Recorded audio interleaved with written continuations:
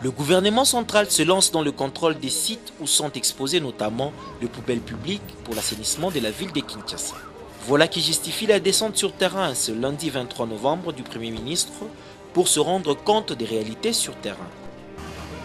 Dans la commune de Barumbu, premier site à être visité par le chef du gouvernement, Matata Ponyo Mapon, qui sur place reçoit des explications des agents d'assainissement public sur le fonctionnement de leurs différents groupes après le départ du programme d'assainissement urbain, un projet de l'Union européenne.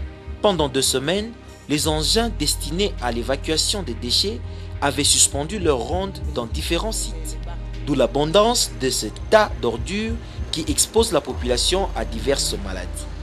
C'est depuis ce week-end que les travaux d'évacuation ont repris sur instruction du gouvernement central et cela à la satisfaction de la population environnante.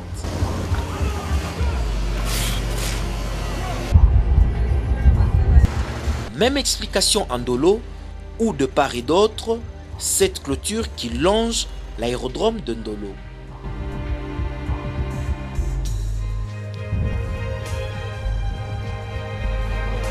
Matata Ponyo Mapon a également visité la place Trafic en face de l'Unikin où l'érosion s'est créée après la dernière pluie qui a causé d'énormes dégâts matériels.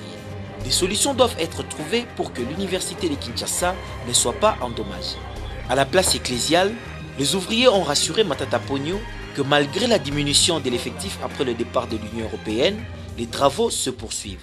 En face du stade de Martyrs, le chef de l'exécutif national fait le même constat. Il exhorte le responsable à œuvrer d'une manière responsable.